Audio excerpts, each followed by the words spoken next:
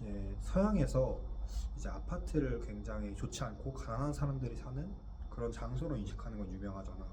근데 이번에 책을 읽어보면서 우리 한국 사람들이 왜 아파트를 현대적이고 굉장히 고급스러운 주거지로 생각하면서도 이러한 인식의 차이에 대해 어떻게 생겼을까라는 고민을 안 던져보게 됐다는 걸 깨달았어. 서양이 아파트의 원조인데도 그 변화의 과정에 대해서는 궁금해 하지 않았던 거지. 그것에 대해서 너는 어떻게 생각해?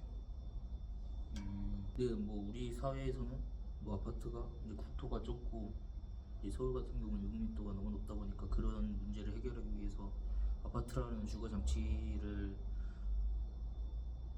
활용했다고 하는데 생각을 해보면 뭐 다른 유럽 국가들 뭐 네덜란드나 벨기에 같은 이제 한국 못지않게 영토도 좁고 인구 밀도도 높지만 근데 그런 데는 아파트가 주를 이루기보다는 그냥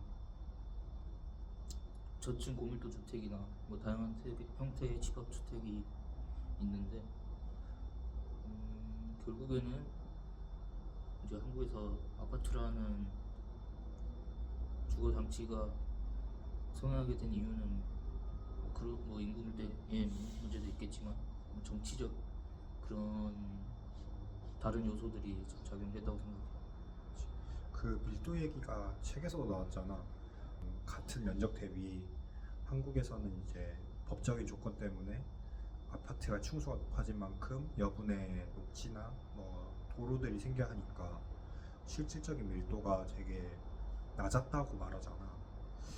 근데 그렇게 따지면 결국 이게 정치적인 결과라고밖에 볼 수는 없는데, 근데 책에서 분석한 거랑 다르게 나는 개인적으로 이제 주거의 영역을 수직으로 올리면서 이제 수평의 대지 위에는 훨씬 이제 녹지나 도로로 인해 채워지게 되니까 이 밀도라는 걸 단순하게 보기보다는 도시적인 어떤 문화나 도시적 맥락의 효율성에서는 주거 환경이 더 좋아지니까 이 밀도적인 측면에서도 훨씬 이득이라 본다면 이것을 정치적으로 해석할 필요는 없지 않을까 싶어.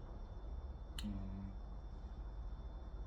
그러니까 이제 같은 공간이라고 해도 뭐 같은 공간에 같은 밀도의 인구가 있다고 해도 이제 그 인구 밀도를 어느 정도 한정으로 줄인 거니까 또 추가적으로 인구 밀도가 좀 더 늘어나도 그에 대한 이유가 있고 그걸 활용하기 더 좋다는 얘기지.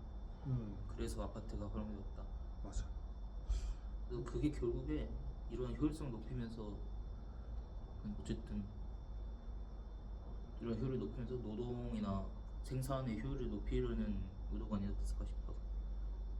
그 자본주의와 산업에 있어서 그런 효율을 높이기 위해서. 그래서 우리가 이제 뭐 한강의 기적이라고 하는 그런 빠른 발전 속도를 가지게 수 있었다고 생각을 하기도 해.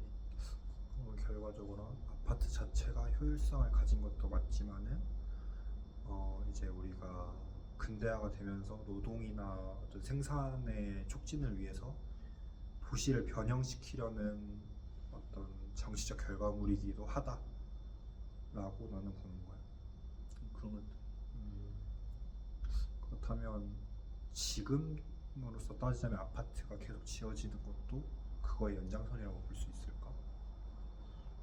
지금은 어느 정도 근대화가 되었고 더 이상 생산의 영역에서는 이루어지지 않아도 된다고 생각을 하는데, 그렇다면 이것은 그냥 정치적 이유로서 어떤 효율성의 이유로서 계속 이어지는 걸까?